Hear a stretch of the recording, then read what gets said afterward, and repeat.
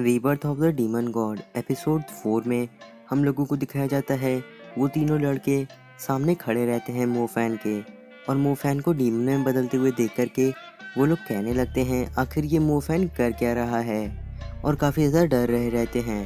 तभी मोफैन खड़ा होता है और उन तीनों में से एक लड़के को काफ़ी ज़ोर से मारता है, जिसकी वजह से उस लड़के का पूरा चेहरा पूरी तरीके से बिगड़ जाता है और वो लड़का दूर जा कर के गिरता है।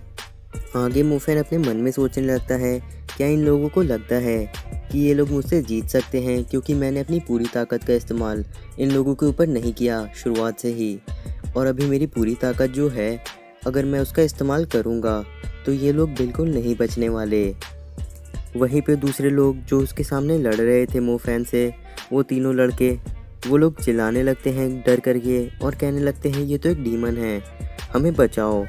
तभी वो लड़का जो कि अपने सरपेंट का इस्तेमाल कर रहा था वो कहने लगता है आखिर यहाँ पे हो क्या रहा है, ये तो एक ट्रैश था, लेकिन इसके पास इतनी ज़्यादा डिमोनिक एनर्जी क्यों है। तभी वहाँ पे मोफैन अपनी आँखों को और ज़्यादा लाल कर लेता है और कहने लगता है कि बस तुम अब मर जाओ, ज़्यादा देर मत करो। फिर वो एक लड़की के ऊपर हमला करता है और वो लड़का दूर जा कर के गिरता है उसके हमले की वजह से।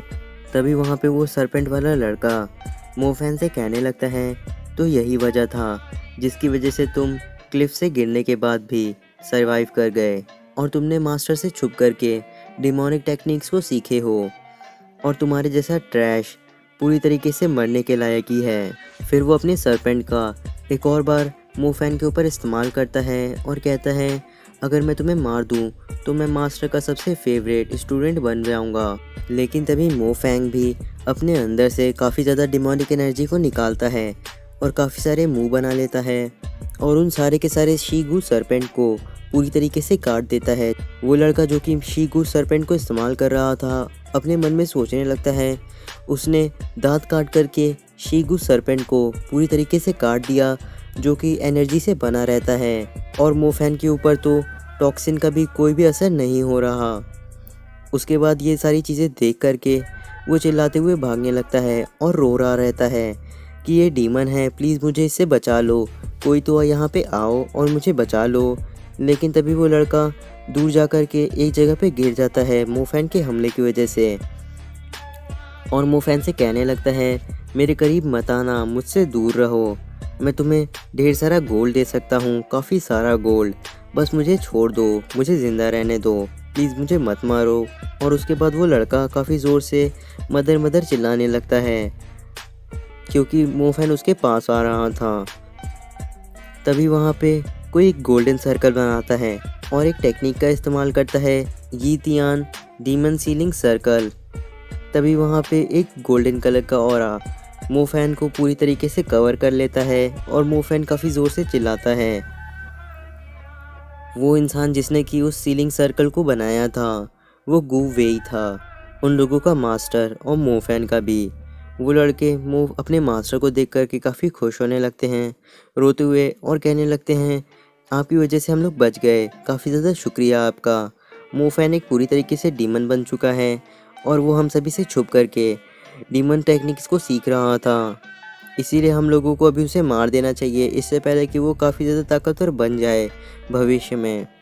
तभी उन लोगों के मास्टर उन लोगों को शांत रहने के लिए कहते हैं, और वो ऐसा इसलिए कहते हैं क्योंकि मोफैन भी उनका एक स्टूडेंट है और उन लोगों का साथी भी है। फिर वो रो युआन को कहते हैं सभी लोगों को यहाँ से ले जाने के लिए, और वो मोफैन से डील कर लेंगे तब तक में। रो युआन कहती है ठीक है मास्टर, मैं ऐसा ही करूँगी, और मैं भी तुरंत जाती हूँ यहाँ से सभी को लेकर के। उसके बाद रो युआन उन लोगों को लेकर के जाने लगती है। वो लड़के कहने लगते हैं तीनों के तीनों कि मास्टर आपको पीछे नहीं हटना है पूरी तरीके से, मोफैन को किसी भी कीमत पे भी मार दीजिएगा, अगर आप उसे अभी नहीं मारेंगे तो वो भविष्य में हम लोगों को ज़रूर मार देगा।